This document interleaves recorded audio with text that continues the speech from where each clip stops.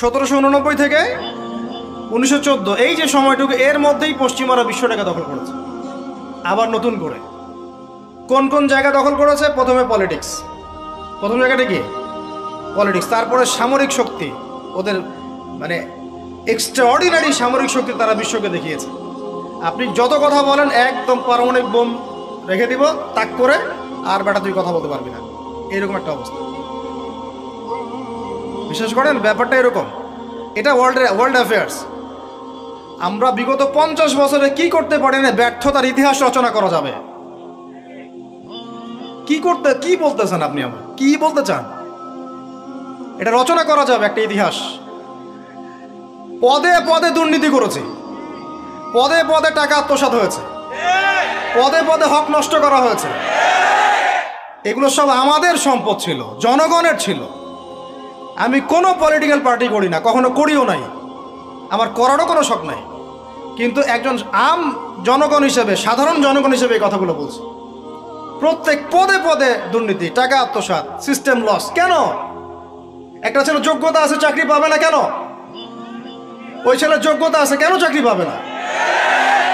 আপনি আল্লাহর কাছে কি জবাব দিবেন? আপনারা বলেন, আপনারা আল্লাহর কাছে কি জবাব দিবেন? ওর যোগ্যতা আছে, কেন সে পেল না?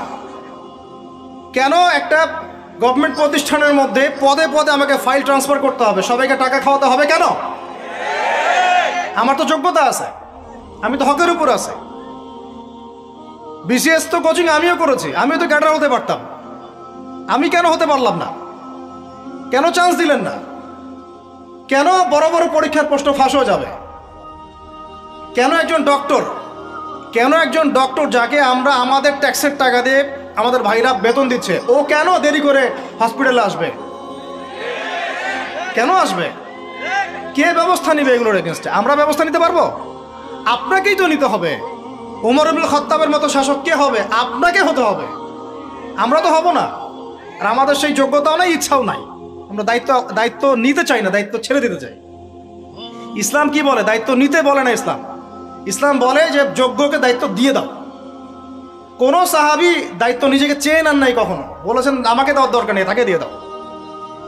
আবু বকর সিদ্দিকের পর ওমর ইবনুল খাত্তাব পর্যন্ত বলছিলেন আমাকে দিয়েন না, প্রয়োজন আলীকে দেন, উসমানকে দেন। উমরের মতো মানুষ এই কথা বলছিলেন। আর আমরা এখন কি করি ভাই? আমার চরিত্র সবচেয়ে ভালো, আমারে দেন, আমারে। খালি কিয়ামতটা হয়ে যাক, আল্লাহ পাক দাঁড় করাবেন সবগুলোকে সিরিয়ালে, দেখা যাবে কে কি জবাব দিতে পারে, দায়িত্ব কতটুকু বুঝাই দিতে পারে, এটা দেখা যাবে। কেন এটা হবে? আমার কথা রাগ করেন না প্লিজ। এখন আমাদের 50টা পারমাণবিক অস্ত্র থাকার কথা ছিল, অ্যাটলিস্ট না থাকুক 5টা তো থাকার কথা ছিল। ওরা যদি আমাকে তাক করে রাখে, আমিও তাক করে রাখতাম। বেটা তুই মারলে আমি মেরে দিব, যা। উত্তর কোরিয়ার মতো একটা কান্ট্রি, আমার সাবজেক্টে এইগুলা, আমরা ইউনিভার্সিটিতে এগুলোই পড়েছি। ও একটা কান্ট্রি, কতটুকু কান্ট্রি জানেন? উত্তর কোরিয়া দক্ষিণ কোরিয়া একসময় মারামারি করতো, এই মারামারি লাগিয়ে দিয়েছিল পশ্চিমারা। পরে উত্তর কোরিয়ার প্রেসিডেন্ট ওই বলা থেকে বের হয়ে যায়, বলা থেকে বের হয়ে চায়নার সাথে বন্ডিং শুরু করে, রাশিয়ার সাথে বন্ডিং শুরু করে ওদের সাপোর্টে সে আস্তে আস্তে আস্তে নিউক্লিয়ার ডিভাইসগুলো তৈরি করা শুরু করেছে। করার পরে এখন এই মাত্র বেশি না, 20 থেকে 25 বছরে ওরা এমন একটা জায়গায় চলে গেছে, খাইতে পারুক না পারুক পারমাণবিক বোমা একদম তাক করে রেখে দিয়েছে। পশ্চিমারা ওখানে নাক গলাতে পারে না, ও নাক গলাতে পারে আমার কাছে এসে, আমাকে বলে স্যাংশন দিবে, আমাকে বলে তোমাকে ভিসা নীতি বাতিল করে দিব। আমাকে বলতে পারে, ওকে বলতে পারবে না তো, কারণ ওর কাছে ওইরকম অস্ত্র আছে, দিবে একটা মায়েরা, যা বেটা আসা। ওর পার্ল হারবার আছে সামনে জাপানের ওখানে। কারণ এটা এমন একটা বিষয় যে একটা যদি সে মারে, আর এও তো একটা মারতে পারবে। একটা বোমা পড়লে পুরো জাতি একদম মুহূর্তের মধ্যে ছাই হয়ে যাবে, ছাই। এজন্য এটা যুদ্ধ এত সহজে কেউ যেতে যাবে না। এটা হচ্ছে একটা মনস্তাত্ত্বিক শক্তি যে আমার কাছে আছে, তুই মারলে কিন্তু আমি মারতে পারি। এই মনস্তাত্ত্বিক শক্তিটাই দরকার ছিল, এখন নাই। আর ভাই এগুলো আমাদেরও তো অনেক দোষ, সব কিছু তো আমরা মানুষের উপর চাপাই দিয়ে বসে থাকি। আমরা যখন অ্যানালাইসিস করতে বসি সবাই মনে হয় যে বিজ্ঞ পণ্ডিত, কিন্তু আপনি তো দায়িত্ব নিয়ে সামনে আসছেন না, আপনি তো পড়াশোনা করে উপরে আসছেন না। আপনি তো জ্ঞান অর্জন করে মানুষকে বোঝানোর চেষ্টা করছেন না। আমরা তো আমাদের দায়িত্ব পালন করছি না, করছি কি? আল্লাহ পাক আমাদের সবাইকে বিচক্ষণ হওয়ার তৌফিক দান করেন। কয়টা সায়েন্টিস্ট তৈরি হয়েছে আমাদের? বলেন, কয়টা সায়েন্টিস্ট তৈরি হয়েছে আমাদের জাতির মধ্যে? নাস্তিক তো ভুরি ভুরি তৈরি হচ্ছে। কয়টা সায়েন্টিস্ট তৈরি হয়েছে আমাদের ইউনিভার্সিটিগুলোর মধ্যে? কয়জন অর্থনীতিবিদ তৈরি হয়েছে ইউনিভার্সিটিগুলোর মধ্যে? আমিও তো পড়েছি ইউনিভার্সিটি। ছেলে মেয়ে একসাথে বসে গাল গল্প করে, চীনা বাদাম খায়। কোনো সময় স্যার আর ছাত্রীর প্রেম হয়ে যায়। আমি বলছি না কিছুই হয় না, পড়াশোনা তো হয়, সিস্টেম তো অনেক সুন্দর, টাকা পয়সাও সরকারি অনেক খাচ্ছেন আপনারা। কিন্তু এখন কথা হচ্ছে, গভর্নমেন্টের যে এত টাকা পয়সা খাচ্ছেন, রেজাল্টটা কি দিচ্ছেন? কি জাতি উপহার দিচ্ছেন আপনারা? কোন প্রজন্ম উপহার দিচ্ছেন? এগুলো কি গভর্নমেন্ট টাকা আপনারা কি মনে করেন? এই ট্যাক্সের টাকাকে কি মনে করেন? এগুলো মানুষের আমানত, রক্ত ঘাম করা পয়সা। আপনাকে বেতন দেওয়া হচ্ছে, আপনাকে ফ্ল্যাট দেওয়া হচ্ছে, আপনাকে গাড়ি দেওয়া হচ্ছে, ওগুলোর দিকে তো চোখ দেন না। আমরা একটু এক্স করোলা গাড়িতে চললেই একদম নজরদারির মধ্যে চলে আসি। গাড়ি কোত্থেকে আসলো? আমার গাড়ির দাম তো 6 লাখ টাকা না 7 লাখ টাকা, আপনার গাড়ির দাম তো 50 লাখ টাকা। আর এইগুলো আমাদেরকে মানুষ ভালোবেসে হাদিয়ে দিয়েছে। আপনাকে ভালোবেসে না দিলে আমি কি করতে পারি? আমার কিছু করার আছে? তো মূল জায়গাগুলো তো আমরা দেখি না। সব সমস্যা ইসলামকে নিয়ে চুলকানি নাকি? খালি ইসলামকে নিয়ে চুলকানি হয়? মূল জায়গায় আসেন। আমি বলেছি, চ্যালেঞ্জ করেছি, একটা মাঠের মধ্যে আপনি সমস্ত সেকুলার মহলের টিচারদেরকে একত্রিত করেন। আপনি উদ্যোগ নিয়ে করেন দেখি, করে সবার কোরআন তেলাওয়াত টেস্ট করেন। আমি চ্যালেঞ্জ করতেছি 10% কোরআন তেলাওয়াত ঠিক থাকবে না। আর তাদের হাতে আপনি একটা জাতি করতেছেন, তাহলে শিক্ষা তো এই অবস্থা হবেই। ব্যাংলাপ তো আপনাকে শিখাবে, আর কি শিখাবে? ইসলাম এবং জেনারেল শিক্ষা, ইসলামী শিক্ষা, এইটাকে সমন্বয় করাটা এখন সময়ের দাবি হয়ে গেছে। এই দুটাকে সমন্বয় না করতে পারলে আল্লাহর কসম এই জাতিকে বাঁচাতে পারবেন না আপনি। এখন টিকটক দেখতেছেন, সামনে কোন টক আসবে আল্লাহ ভালো জানে, আল্লাহ ভালো জানে। এখানে আপনার ঘরেও তো দেখবেন যে একটা অপদার্থ পয়দা হয়ে গেল। কত এরকম ছেলে তার বাবা মাকে বৃদ্ধাশ্রমে পাঠিয়ে দিল, সন্তানের হাতে মা খুন হলো। এই তো কয়েকদিন আগে এক পুলিশ অফিসার খুন হয়েছিল এক সন্তানের হাতে, মনে নাই আপনাদের এগুলা? তাহলে আমরাই তো আমাদের ঘরে সাপ তৈরি করতেছি। ভাববেন না যে এগুলোর ফলে শুধু সমাজে একটা প্রভাব বিস্তার হবে, আমার ঘরে কিছু হবে না, কখনো নয়। আমিও এফেক্টেড হব, আমার ঘরেও আসবে। এখন আল্লাহ রাব্বুল আলামিনের কাছে খালি দোয়া করতে পারি আমরা, আল্লাহ পাক যেন আমাদেরকে এমন যোগ্য ব্যক্তি উপহার দেন আল্লাহর পক্ষ থেকে। যেই হোক সে XYZ, হুএভার হি ইজ। আমরা কোনো দলের মানুষ না, কোনো পলিটিক্যাল পার্সন না। XYZ যে হোক না কেন, আমরা চাই সৎ, যোগ্য, ইমানদার মানুষ। সৎ, যোগ্য, ইমানদার মানুষ যারা তাদের এই ক্ষমতাটাকে, এই প্রতিভাটাকে দিনের জন্য কাজে লাগাবে ইনশাআল্লাহ। এরকম মানুষ চান না আপনারা? এটা দোয়া করতে হয়, আল্লাহ যেন কবুল করে না, আমিন। আর আমাদেরকেও হতে হবে আনুগত্যশীল, এবং আমরা শান্তিপূর্ণ কোনো পরিবেশের মধ্যে বিদ্রোহ করতে যাব না। কারণ এগুলো করলে রাষ্ট্রের আরও ক্ষতি হয়, উপকারের চেয়ে কী হয়? ক্ষতি বেশি হয়। আমরা দোয়া করব, চেষ্টা চালাবো, আল্লাহ রাব্বুল আলামিনের কাছে মুজাহাদা চালিয়ে যাব, এবং আমরা গঠনমূলক সমালোচনার মধ্য দিয়ে আমরা তাদের কাজের পজিটিভ নেগেটিভ বিষয়গুলো উপস্থাপন করতে পারি। এরপর যদি তারা দাওয়াত কবুল না করে, তাদের কবর তাদের, আপনার আমার কবর আমাদের। লাকুম দীনুকুম ওয়ালিয়া দীন। ব্যাস, এটা আমাদের দায়িত্ব। এখন আমার কথাটা আমি গুছিয়ে নিব, কনক্লুশনের দিকে একটু আমার দিকে মনোযোগ দেন। আর শেষে গিয়ে আমি আপনাদেরকে 5টা প্রশ্ন করবো। কয়টা ভাই? সেরা 5 জন, যে 5 জন অ্যান্সার দিতে পারবেন তাদের জন্য আমি হাদিয়া নিয়ে আসছি। 5টা বই আমি আমার পক্ষ থেকে উপহার দেবো ইনশাআল্লাহ। ঠিক আছে? এই যে লেকচারটা দিয়েছি এর উপরেই 5টা প্রশ্ন হবে ইনশাআল্লাহ। দেখবো কে কতটুকু লেকচার শুনেছেন। কনক্লুশনটা এখন শোনেন। পুরো বিশ্বের প্রেক্ষাপটটা এখন আমাদের অনুকূলে না। আমার সাথে বলেন তো, কি বললাম? পুরো বিশ্বের প্রেক্ষাপটটা আমাদের অনুকূলে না। বিশ্বের বড় বড় সেক্টরগুলো মনে রাখবেন, বড় বড় সেক্টরগুলো হচ্ছে 1 রাজনীতি, 2 ভূ রাজনীতি, 3 অর্থনীতি, 4 সংস্কৃতি, 5 শিক্ষা এবং 6 প্রযুক্তি। কয়টা বললাম? 6টা। এই প্রতিটা বিষয় এখন আমরা নিয়ন্ত্রণ করি না, এটাই বাস্তব, এটাই সত্য। কারা নিয়ন্ত্রণ করে? ইসলামের দুশমনরা করে।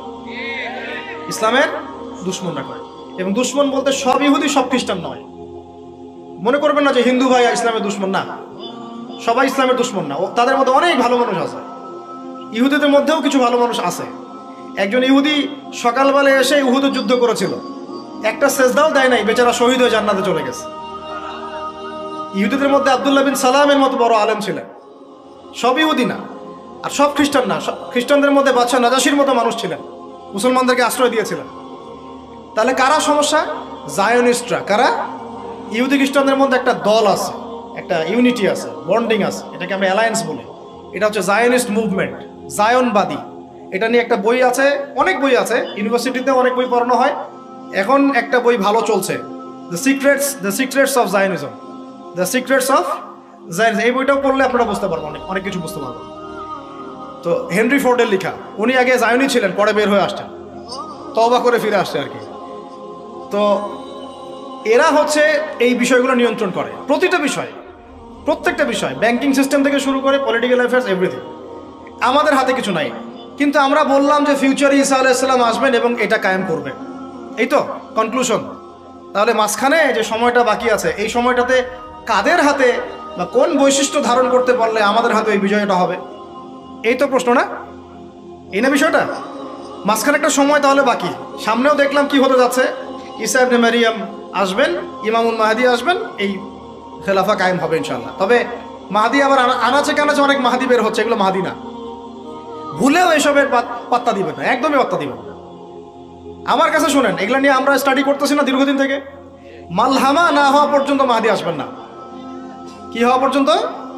মালহামা মানে গ্রেট ওয়ার, বিশাল যুদ্ধ, একদম ম্যাসাকার যুদ্ধ, মানে 99% কম্পিউটার মারা যাবে। যোদ্ধা 100 জনের মধ্যে 99 জন মারা যাবে। যে বাঁচবে সে মনে করবে আমি সেই ব্যক্তি যে বাঁচবো, সবাই আশা নিয়ে যাবে ওখানে। কি নিয়ে হবে যুদ্ধ? ইরাকের ইউফ্রেটিস নদীর সোনার পাহাড়কে কেন্দ্র করে। ইরাকের ইউফ্রেটিস নদীর, ফোরাত নদীর সোনার পাহাড়কে কেন্দ্র করে। আর বললাম যে হোলি ল্যান্ড তারা চায়, ওই নীলনদ থেকে ফোরাত, এই পুরোটাই হোলি ল্যান্ড। নীলনদ থেকে ফোরাত পুরোটাই হোলি ল্যান্ড, ওরা পুরোটাই দখল করতে চাচ্ছে। ওরা শুধু গাজা চায় না।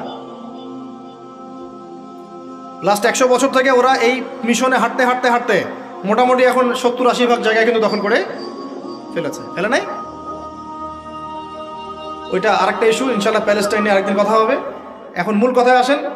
তাহলে আমরা ফিউচারটাও জানি, বর্তমানটাও বুঝতে পারছি। এখন এইসব মাহাদিদের পিছনে ছুটবেন না। মাহাদি আসবেন, যখন আসবেন আমরা চিনতে পারবো ইনশাল্লাহ। তবে আমার মনে হয় যদি ওই সময় এইসব মিডিয়াগুলো থাকে আর এরকম কিছু মুনাফেক আহলুন নেফাক থাকে, তারা ইমাম মাহাদিকেও সন্ত্রাসী বলে দিবে। আমার তাই মনে হয়, আল্লাহ মাফ করুক। এখন মাঝখানে একটা প্রজন্ম দরকার। আমরা যদি আল্লাহর কবুলিয়ত পাই, হয়তো আমরা যদি এই সময়টা পেয়ে যাই।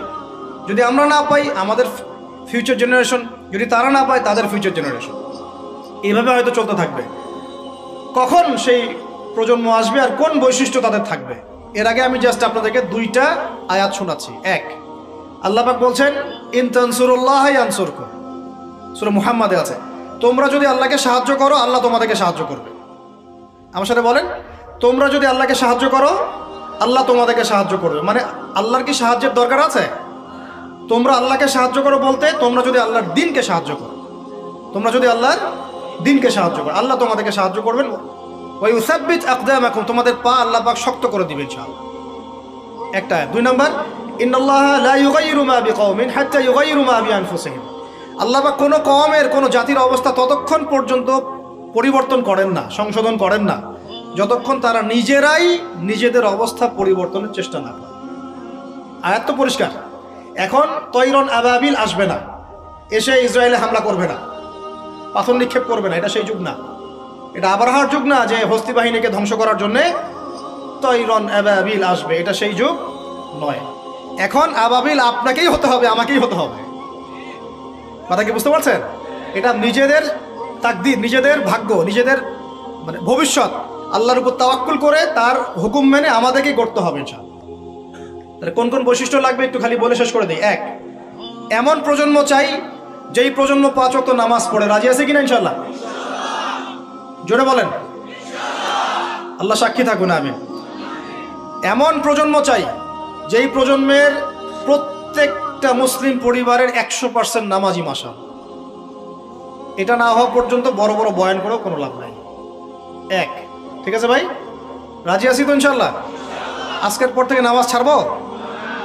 আল্লাহ পাক আমাদেরকে নামাজ শক্ত করে ধরার তৌফিক দান করুন। আর নামাজটা ভালো করে শিখে নেবেন, ধীর স্থিরভাবে পড়বেন, তাড়াহুড়া করবেন না, ঠিক আছে? 3G 4G না, শান্তভাবে পড়বেন। 2, আমরা এমন প্রজন্ম চাই যেই প্রজন্মের 100% মুসলমান কোরআন তেলাওয়াত করতে পারে। রাজি আছি কিনা ইনশাআল্লাহ? আগামী বছর ওয়াজ করতে আসার আগেই আপনাদের সবার কোরআন তেলাওয়াত সহি চাই ইনশাআল্লাহ। রাজি আছেন ইনশাআল্লাহ? আল্লাহকে কথা দেন, রাজি আছেন? অবশ্যই কোরআন তেলাওয়াত শিখতেই হবে। যেমনে পারেন, যেভাবে পারেন, যত টাকা লাগুক, যার কাছে যেতে হয় হোক, যত দূরে সফর করতে হয় হোক। আপনার দায়িত্ব এটা, আমার দায়িত্ব না, হুজুরের দায়িত্ব না, এটা আপনার দায়িত্ব। আপনি কিভাবে শিখবেন, আপনার ফিকির।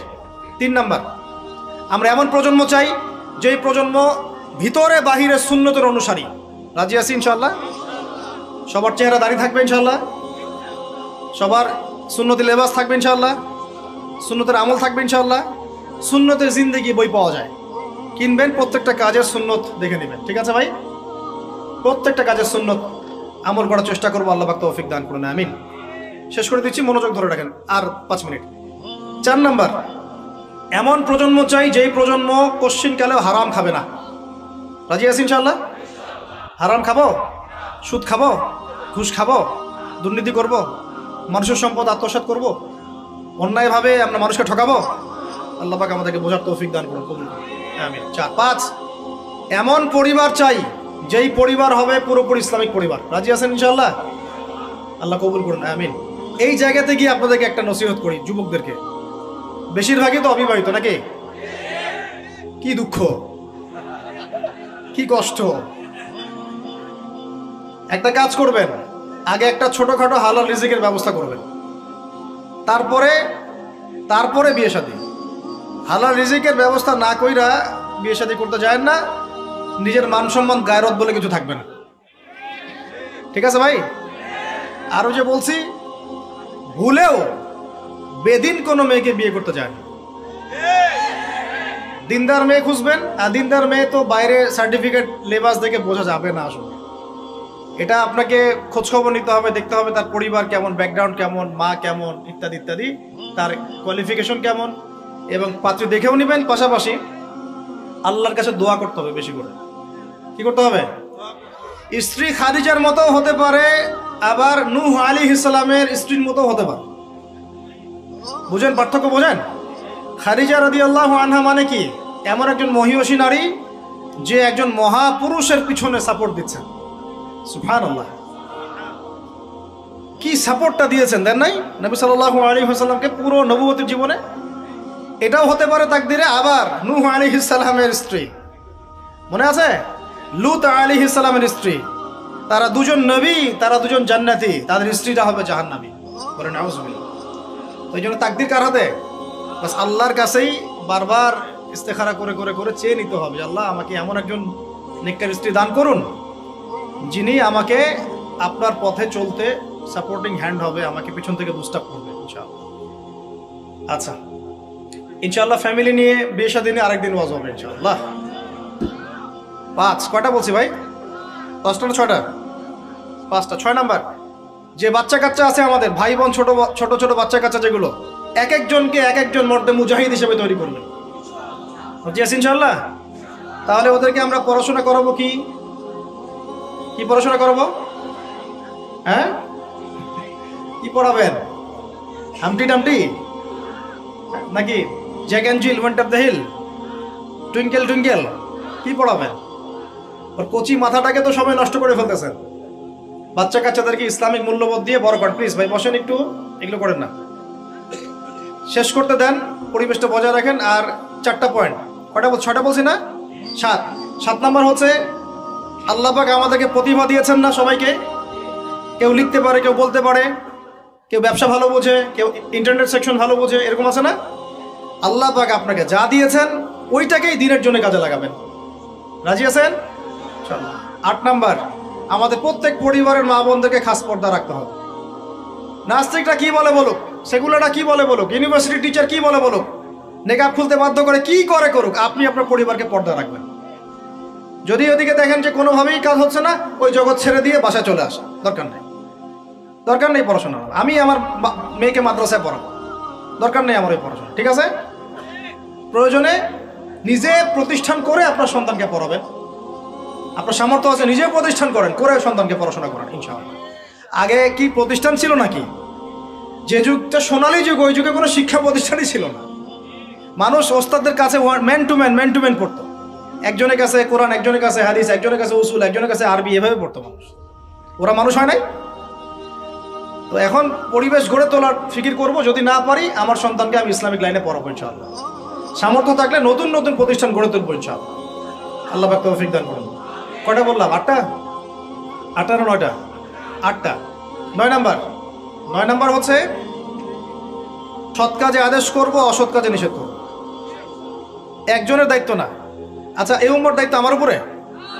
এই উম্মতের দায়িত্ব আব্দুল মালিক সাহেবের উপরে? এই উম্মতের দায়িত্ব কি আল্লামা তৌকির ইসমাইলি সাহেবের উপরে? কার উপর দায়িত্ব বলেন তো? সবার দায়িত্ব আছে না?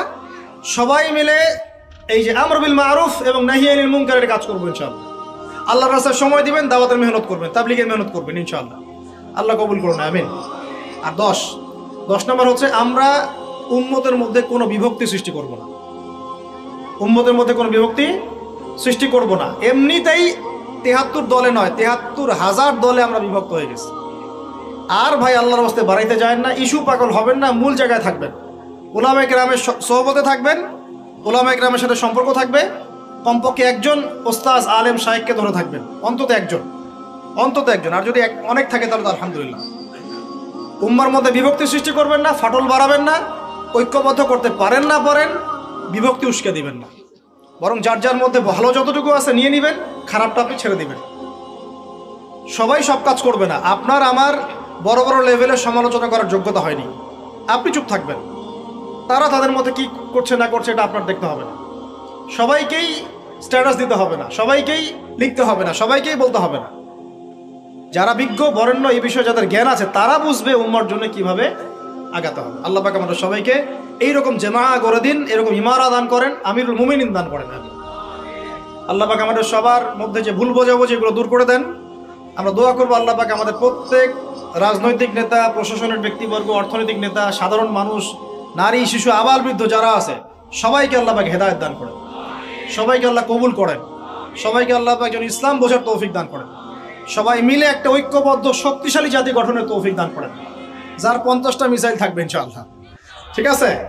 তারপরে দেখবো ইনশাআল্লাহ খেলা হবে। তারপরে কি হবে?